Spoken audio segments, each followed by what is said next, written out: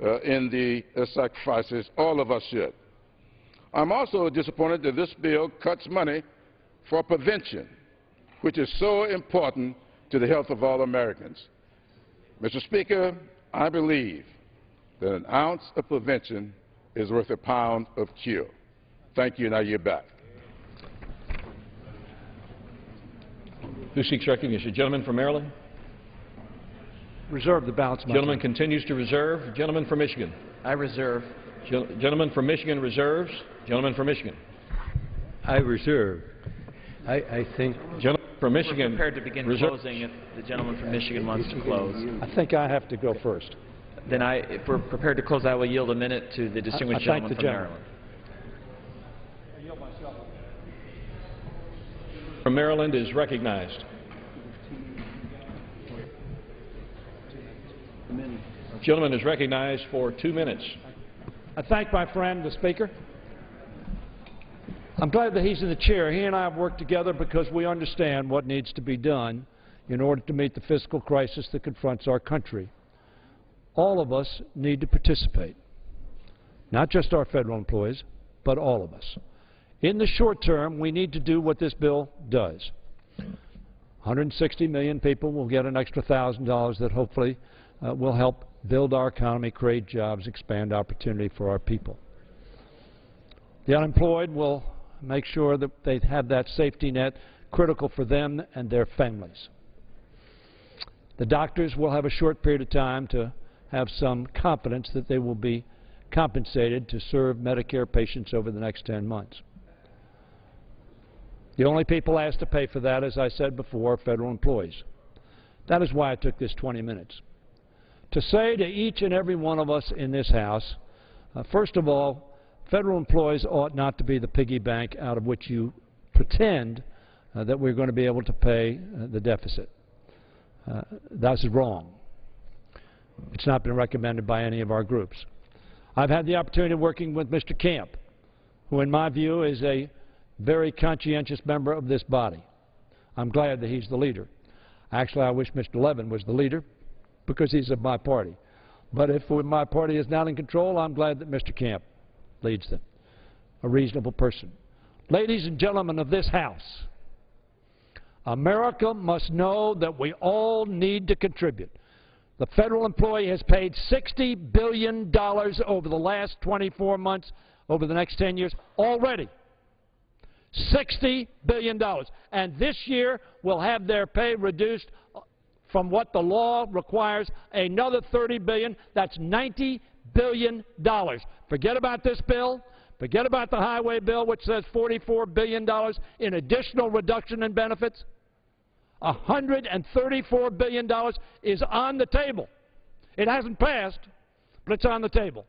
Let us, as conscientious members of this Congress, as representatives of our people, come together and have a plan that does not require nickel-diming federal employees, nickel-diming doctors, nickel-diming Medicare patients, nickel-diming America. Let us come together and do what America knows needs to be done. And I yield back the balance of my time. Gentleman's time has expired. Gentleman from Michigan. How much time is left for Mr. Camp and myself? Gentleman from Michigan has 2 minutes remaining. The gentleman from Michigan on the proponent side has 3 3/4 minutes remaining. Thank you. I yield myself the balance of my time. Gentleman is recognized.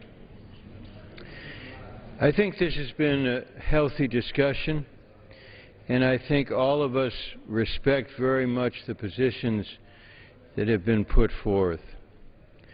I think we need to look at where we came from. The main bill before the Conference Committee was the bill that passed on a partisan basis here in December. It essentially would have countermanded the effort at continued economic growth through the payroll tax bill. It would have required very inimical pay-fors. It would have threatened the pay of 160 million people. That bill also would have cut drastically unemployment insurance, Cutting unemployment insurance is not reform. It is not reform. People have worked for it. These are people looking for work who can't find it. We have worked so hard to defend and to preserve the lifeline of unemployment insurance as best we could, and essentially it does preserve in major ways through the rest of this year. And for seniors, we have made sure that health care, their physician, is available. With respect to differing points of view, I strongly urge support for this conference committee report. It's said it isn't perfect, and it's often said no bill is perfect. But we have worked to preserve the basic ingredients to promote economic growth and to preserve the unemployment insurance so critical for the unemployed of this country. I yield back the balance of my time. Gentleman from Michigan, Mr. Camp. Thank you. I yield myself such time as I may consume. Gentleman is recognized. This conference report extends a payroll tax cut to 160 million working Americans. It prevents a cut in physician payments through the end of the year so that seniors can get the medical treatment and care that they need under Medicare. This represents about $800 for working families in America over the next 10 months. But most importantly, this agreement includes no job-killing tax hikes to pay for more government spending. The deficit spending on unemployment stops with this legislation. This agreement firmly establishes that extensions of unemployment benefits must be paid for. This legislation also includes some of the most significant reforms to unemployment since the 1930s. Job search requirements, drug screening and testing, reemployment programs. These are all critical for work readiness and for reemployment, and these are essential reforms to the unemployment system. We also reauthorize temporary assistance for needy families with this legislation, but while doing so, make reforms to that program as well by closing the loophole that allowed welfare funds to be accessed at ATMs and in strip clubs, liquor stores, and casinos. This bill, the government spending in this bill is fully offset. Reductions to Obamacare pay for more than half of the health spending in this legislation.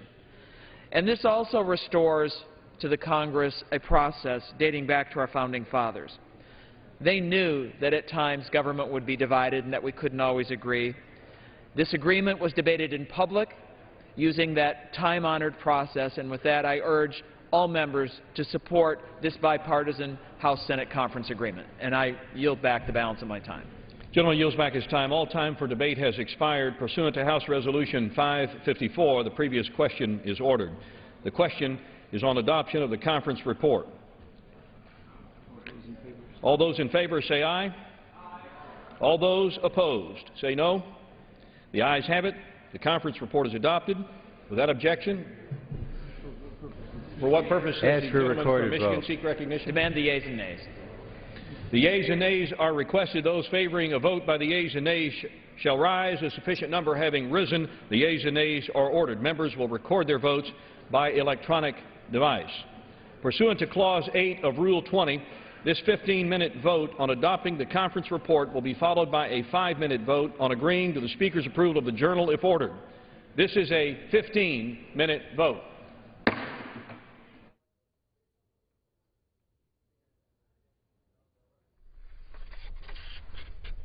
The House goes first today in voting on the compromise over the extension of the payroll tax cut through the end of the year. It also extends long-term unemployment benefits, jobless benefits, into next January, and also lowers the anticipated cut in payments to Medicare doctors. This is a 15-minute vote. We said the House goes first because the Senate will take up the matter later today once the House wraps up its work. Both bodies looking to finish up work today ahead of the planned President's Day recess next week. On this compromise package that was agreed to midweek and finalized yesterday, we spoke to a Capitol Hill reporter for some details. Joining us is John Shaw with Market News International. Before they head on their President's Day recess, the House and Senate taking up the payroll tax cut compromise. What did it take to get here? Well, it took many months of brinksmanship and maneuvering and public, a very aggressive public push by President Obama. This battle has been going on really since last fall. We had a temporary reprieve in December when a 2-month extension was passed. But then the battle was rejoined in January and is running up pretty close to the deadline. They have until the end of February to pass the package. So for Congress being done a week early is something of a unusual development. What are some of the highlights of how they've figured out how to pay for this tax cut extension, extending unemployment insurance, and to fix the payments to Medicare doctors? Well, I guess the critical breakthrough, which occurred on Monday, was that of a package that was thought to be about $160 billion, they decided to not pay for about $100 billion, which is the cost of the payroll tax cut extension. So that immediately narrowed the field to finding about $50 billion in offsets. And then they, in the course of these budget negotiations that have been going on throughout the last year or so, there's a whole laundry list of possible pay-fors. So over the last several days, lawmakers just went through the long list of pay-fors that have been generated and came up with a handful that will pay for about $50 billion of the package. Well, already in the debate in the House, we've seen some Republican opposition to the compromise, some Democratic opposition too, but news reports indicate that the real Republican opposition could be in the Senate. What are you hearing? Well, the very interesting development has been just how quiet Senate Republicans have been as this package came to conclusion. Senate Minority Leader Mitch McConnell was asked Tuesday at a briefing what he thought of this emerging package, and he says he didn't have a view on it, which is sort of unusual. McConnell has said very little. The Republican negotiators in this package, the Senate Republican negotiators, have been very quiet. They've suggested that they were not really in on the final endgame negotiations. House Speaker Boehner was asked about that yesterday, Thursday, and he sort of dismissed their concerns, said that they were a part of the public meetings and have been privy to the broad negotiations. So Boehner was somewhat dismissive of the arguments of Senate Republicans. As I say, McConnell has been very quiet on this package. I think the expectation is a good chunk of Senate Republicans will vote for it, but it will not be an overwhelming vote on the Senate Republican side. I think overall it will pass relatively easily in the Senate. Well, assuming it does pass Congress today, will the White House, will the President eagerly or reluctantly sign it? He will eagerly sign it, and he will probably have several events, certainly a public signing event, and will do a number of events on the road. I mean, he believes that this was an issue that he pushed hard. He signaled that this was his central domestic priority of this year. This is the one thing that he thought could get done and would get done. He's going to argue that this will help the economy strengthen and the recovery take hold. So I expect him to tout this package quite a bit over the coming months. Yeah, but on the Hill, in the back of everybody's minds, must be they're extending it through the end of the year. But so it means that to do it, they're going to have to do it again at some point later in the year. At the end of the year is going to be an incredible logjam of issues, because not only this package is going to be expiring, but you have very, very large tax cuts, the so-called Bush tax cuts of 2001, 2003 that are expiring. Probably a debt ceiling vote will be required, and there's this a debate on what will happen to the $1.2 trillion in spending cuts that were mandated by the failure of the super committee. So I think we're going to have a number of quiet months ahead, but at the end of the year there's going to be a number of really big, important issues that are going to be coming back to the agenda. Well, we will check back in with you later on for some of the items on that laundry list. John Shaw with Market News International. Thanks for the update. Thank you very much. And this is the final passage vote in the House on that payroll tax cut conference report. Look for votes in the Senate this afternoon. Votes underway in the Senate now. Procedural votes on the surface transportation bill. You can follow that on C-SPAN 2.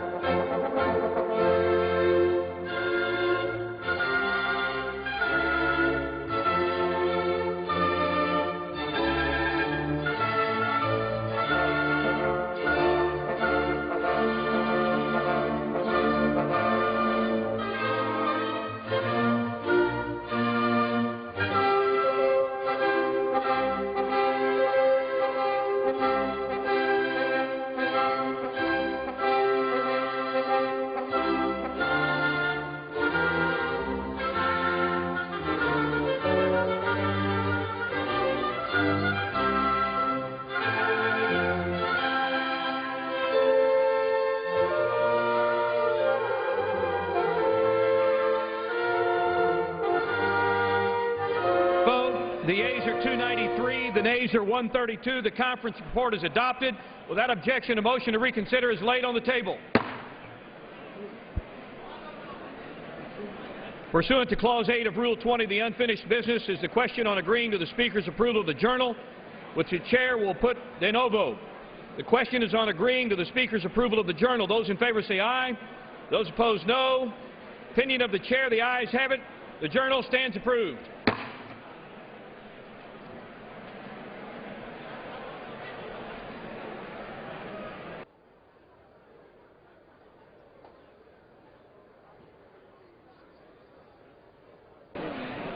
What does the gentleman from Pennsylvania seek recognition? No. Mr. Speaker, I ask unanimous consent to remove my name as co-sponsor of H.R. 1380. Without objection, so ordered.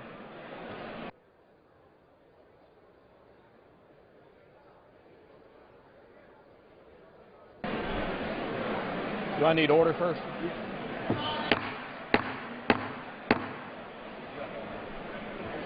House will be in order. Would members respectfully take their conversations from the floor, clear the well.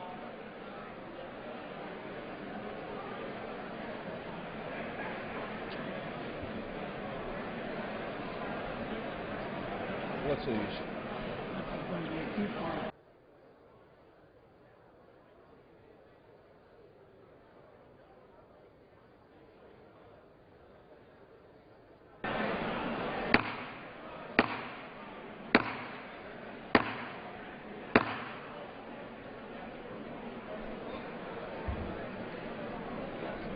Let the House be in order. Would members please take their conversations from the floor, clear the well, clear the aisle.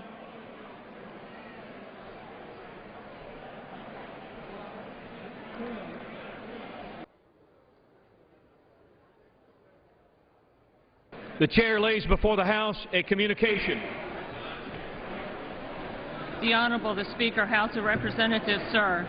Pursuant to House Rule 11, Clause 3B5 and Committee Rule 9E, and with the unanimous approval of the Committee on Ethics Committee, I am writing to request the appointment of 6 substitute members necessitated by voluntary recusals to serve for any committee proceedings related to the matter of Representative Maxine Waters, the matter currently before this committee.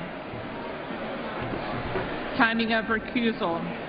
Prior to the end of the 111th Congress, the bipartisan leadership of the committee each recognized the need to hire outside counsel to complete this matter. On July 20, 2011, the committee announced that it voted unanimously to hire attorney Billy Martin as outside counsel to review, advise, and assist the committee in completing this matter. A key phrase of Mr. Martin's assistance is to review allegations that this committee violated due process rights or rules attaching to Representative Waters.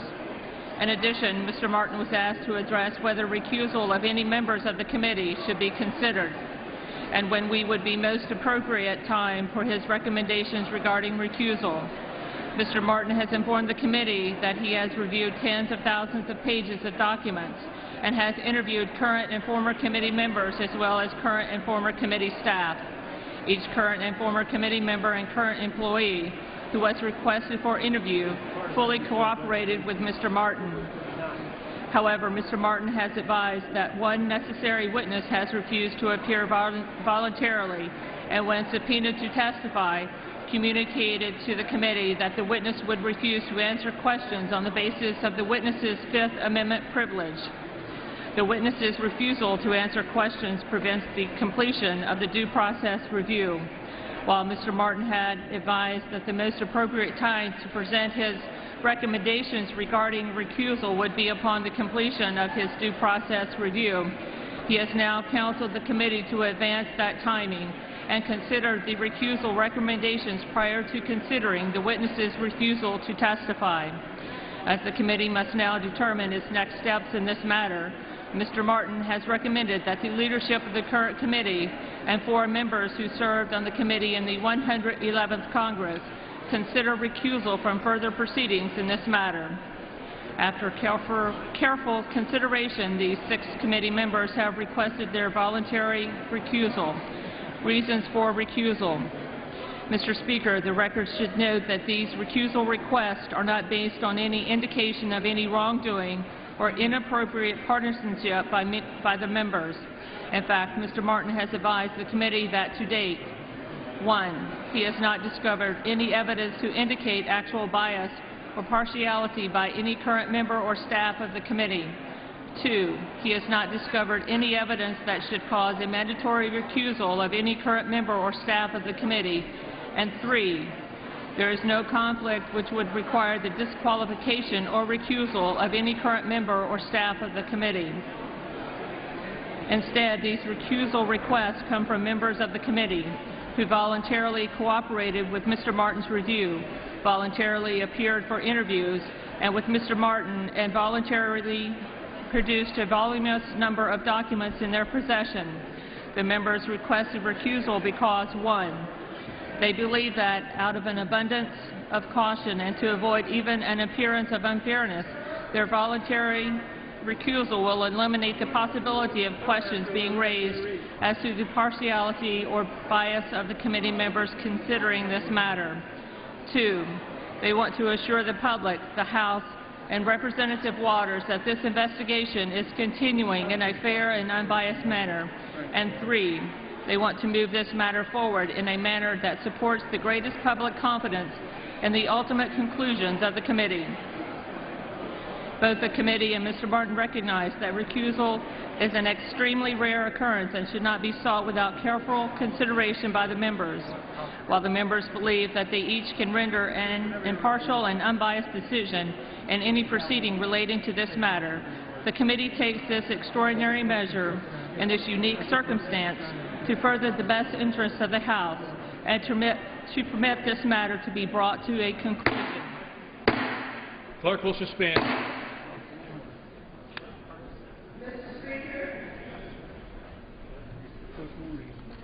The House will be in order. Would members respectfully take their conversations from the floor, clear the aisles, clear the well. The clerk shall continue.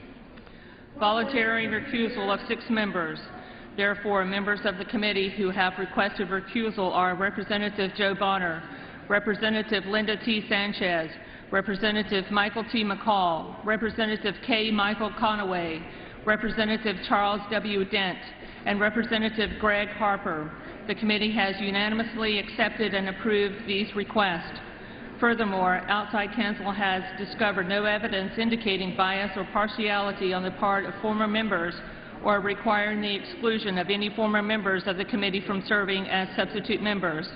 However, out of an abundance of caution and for the same reasons as the current members volunteering their recusal, Mr. Martin has recommended that no member who served on the committee in the 111th Congress should serve as a substitute member in this matter. In addition, for the same reasons, no current committee staff who had previously worked on the matter before will be involved in further proceedings in this matter. The committee has taken these steps pursuant to House Rule 11, Clause 3B5, and Committee Rule 9E. Accordingly, I request that 6 substitute members of the committee be appointed. These substitute members will serve the committee only for the purpose of bringing the matter of Representative Waters to a fair and just conclusion. The service of the substitute members will end with the conclusion of the matter of Representative Waters. I shall remain chairman of the committee. Representative Sanchez shall remain the ranking member, and all other recused members will continue to serve on the committee for all other purposes. Signed sincerely, Joe Bonner, Chairman. Pursuant to Clause 3B5 of Rule 11, the Chair announces the Speaker's designation of the following members to act in any proceeding of the Committee on Ethics relating to the matter of Representative Maxine Waters. Mr. Goodlatte, Mr. LaTourette, Mr. Simpson, Mrs. Capito, Mr. Griffin of Arkansas, and Mr. Sarbanes.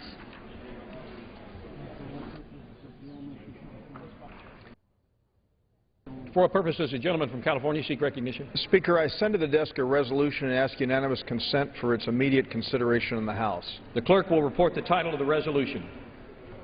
House Resolution 558, resolution directing the Clerk of the House of Representatives to provide a copy of the on-the-record portions of the audio backup file of the deposition of William R. Clemens that was conducted by the Committee on Oversight and Government Reform on February 5, 2008, to the prosecuting attorneys in the case of United States of America versus Clemens, number 1-10-CR-00223-RBW-DDC. Is there objection to the consideration of the resolution? Without objection, the resolution is agreed to, and the motion to reconsider is laid on the table. Mr. Speaker. Gentleman from California. Mr. Speaker, I ask unanimous consent that when the House adjourns today, it adjourn to meet on Tuesday, February 21st, 2012. When the House adjourns on that day, it adjourn to meet at 10 a.m. on Friday, February 24th, 2012. And when the House adjourns on that day, it adjourn to meet at 2 p.m. on Monday, February 27th, 2012. Without objection, so ordered. Okay. Thanks. Gentleman from Massachusetts. I ask unanimous consent that my name be removed as a co-sponsor of H.R. 3086. Without objection, so ordered. Gentlelady from Kansas. Mr. Speaker, I rise to ask unanimous consent to remove my name from H.R. 1964, the Conservation Easement Incentive Act of 2011. Without objection, so ordered. The Chair now will entertain requests for 1-minute speeches. For what purpose does the gentleman from Pennsylvania seek recognition? Mr. Speaker, request unanimous consent to address the House for 1 minute, revise and extend. Without objection, the gentleman from Pennsylvania is recognized for 1 minute. Thank you, Mr. Speaker. Mr. Speaker, recreational therapy embraces a definition of health which includes not only the absence of illness, but extends to enhancement of physical, cognitive, emotional, social, and leisure development. This caring profession touches the lives of individuals all across the nation. I've personally witnessed how recreational therapy provides independence and dignity in the lives of those facing life-changing disease and disability. These services are provided by professionals nationally certified by the National Council for Therapeutic Recreation Certification as Certified Therapeutic Recreation Specialists. Every day, countless individuals face rebuilding lives. These individuals benefit from compassionate and cost-effective care of a certified therapeutic recreation specialist. Recreational therapy ultimately aims to improve an individual's function and keep them as active, healthy, and independent as possible. In a time when we need access to cost-effective health care, I urge all my colleagues to support the recognition of recreational therapy services provided by a CTRS, specifically in satisfying the inpatient rehab intensity of service requirement. Mr. Speaker, I congratulate the caring professionals of the therapeutic recreation profession for the services they provide every day, and I yield back.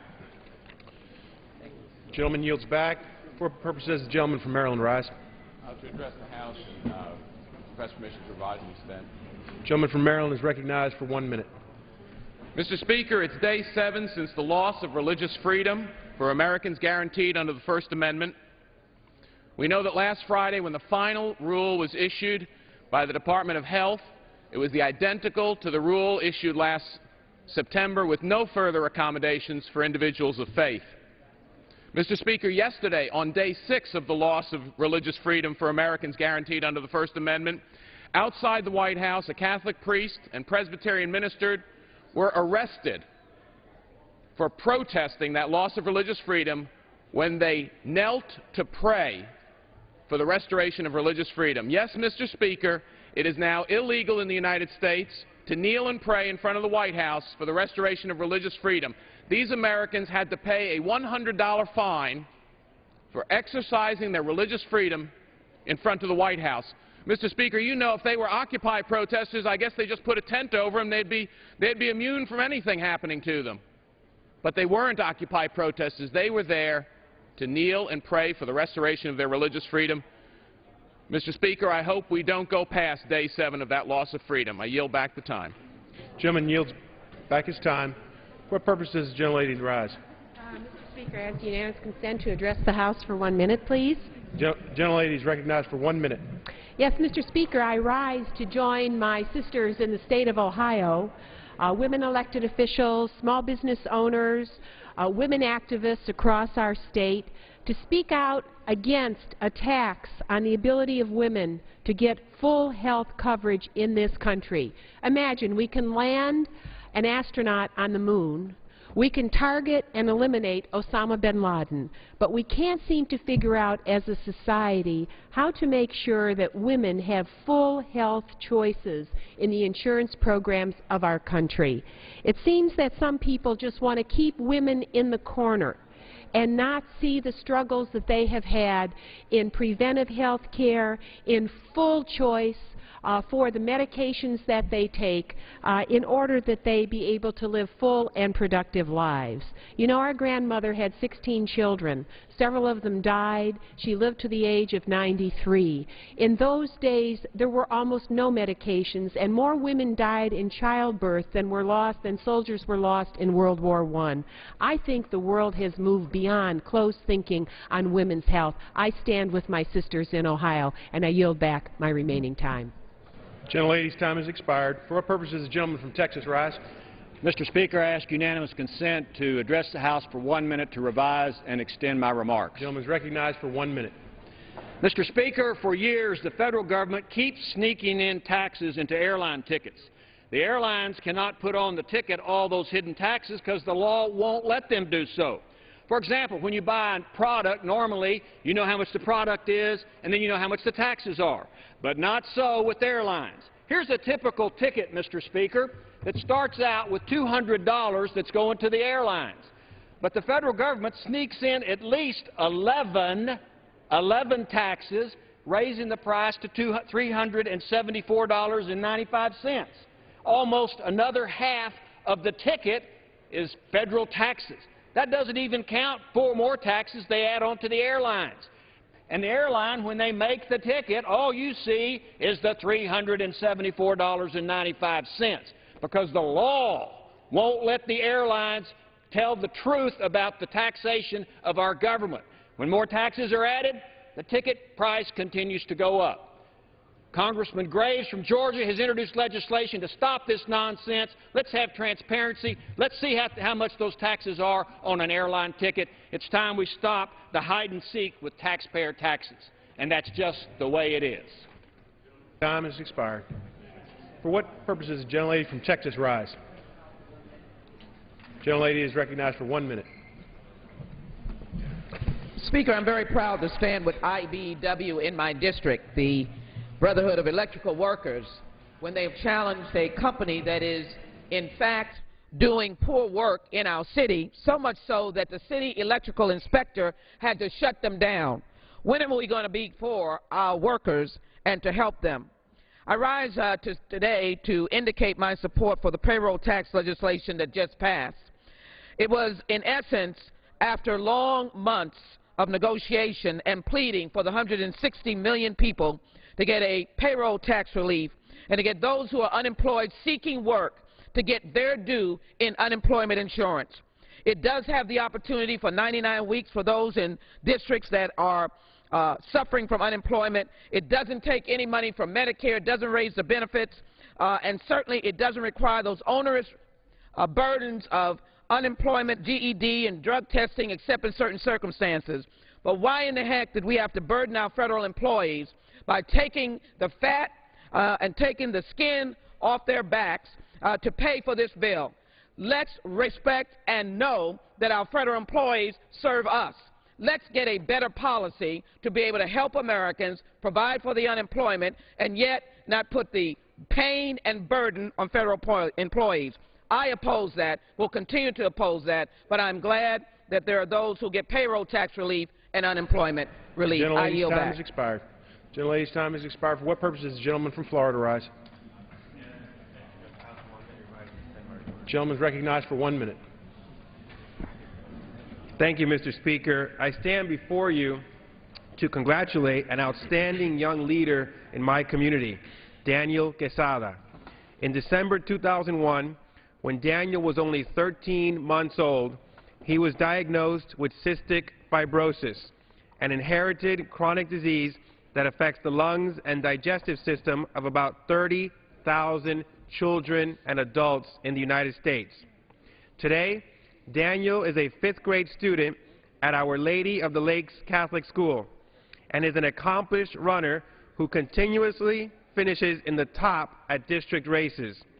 Daniel continues to amaze doctors every day with how well he runs and his ability to exercise with ease.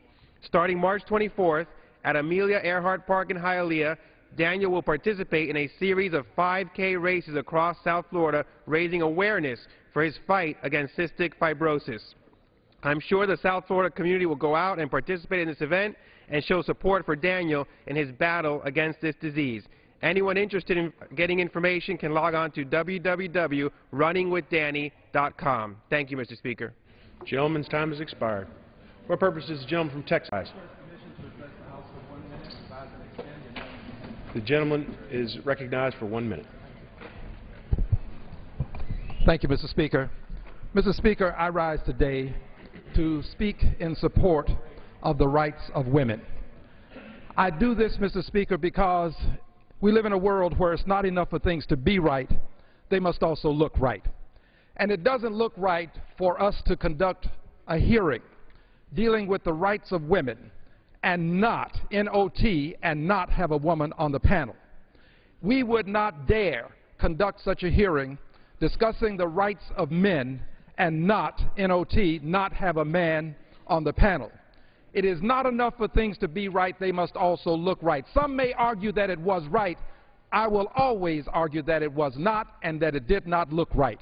We must make the adjustments so that women can make decisions about their rights. I yield back the balance of my time. Gentleman yields back. For what purpose does the gentleman from Illinois rise? Yes, unanimous consent to address the House for 1 minute. Gentleman is recognized for 1 minute. Thank you, Mr. Speaker. In stopping a nuclear-armed Iran, 2012 will be as critical a year as ever. And that's a fact.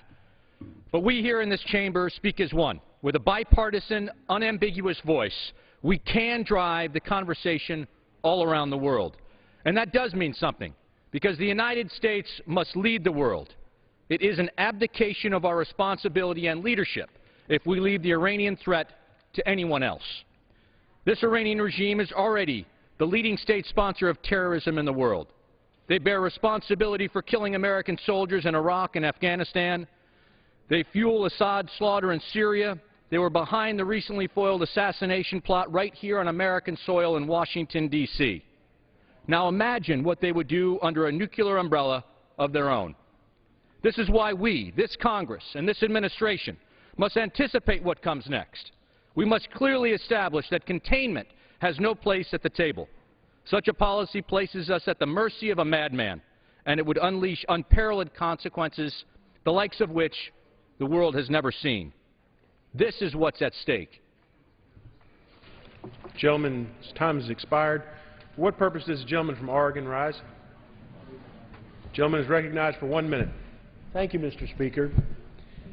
As Congress adjourns for the week for the President's Day recess, I'm hopeful that members will go back to their districts and talk to them about the failed transportation bill that has mercifully been pulled back from the floor. My Republican colleagues decided for the first time in history to put forth a partisan transportation bill, never had a hearing, that would have gutted transit. It would have reversed 20 years of transportation reform. It would have even eliminated the wildly popular Safe Routes to School program.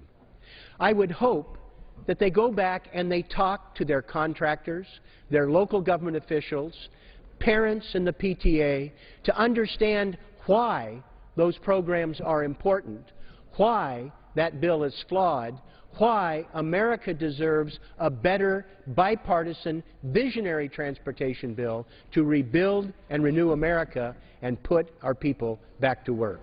Thank you, and I yield back. Gentleman's time has expired. For what purpose does the gentleman from California rise? The gentleman is recognized for 1 minute. Speaker, it's not difficult to believe that our Florida colleague Connie Mack could become a grandfather, but what is shocking is that our youthful and beautiful California colleague Mary Bono Mack has become a grandmother.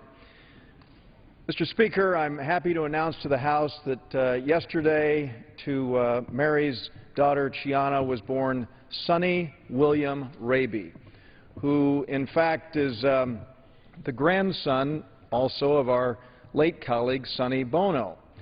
And what is interesting to note is that while this 8-pound, 4-ounce baby boy was born on February 16th, February 16th was the date of his grandfather's birthday, and February 16th was the date of Sonny Bono's father, so Sonny William Raby's great-grandfather and grandfather share the exact same date, February 16th, the birth that he has. And so congratulations go to the parents, Chiana and Mark, and of course to all of our colleagues and our friends in the Bono Mac family, and we look forward to having a chance to meet Sonny William sometime soon. With that, I yield back the balance of my time. Gentleman yields back his time. For what purpose does the gentleman from Florida rise? Unanimous consent to address the House for 1 minute and revise and extend. Gentleman is recognized for 1 minute. Thank you, Mr. Speaker. And let me speak to transportation and what we're doing in Congress on the Republican side. The other side of the aisle, the Democrat majority, had responsibility over transportation and huge majorities for 4 years and control for 2 years of the White House, the Senate, the House of Representatives. This week, the President signed into law, and we got it done. As the cable guy says, we're going to get her done, and we're getting her done. But you wouldn't know that the FAA bill was signed into law to the President. He signed it in the dark. He failed to send me even a bouquet of flowers or candy on Valentine's Day when he did it. He didn't want the American people to know that we succeeded in getting legislation that is responsible for 10% of our economy done, and we got it done without tax increases, cutting $3,700 subsidies for airline tickets. We're going to do the same thing with the transportation bill because it will put people to work and it will lower energy costs. So, Mr. Speaker, there's more, as Paul Harvey said. There's the rest of the story, and that's part of the story I came to tell you and the rest of the country and the Congress. I yield back the balance of my time. Are there any further requests for 1 minute speeches? Under the Speaker's announced policy of January 5, 2011, the gentleman from Texas, Mr. Gohmert, is recognized for 60 minutes as the designee of the Majority Leader.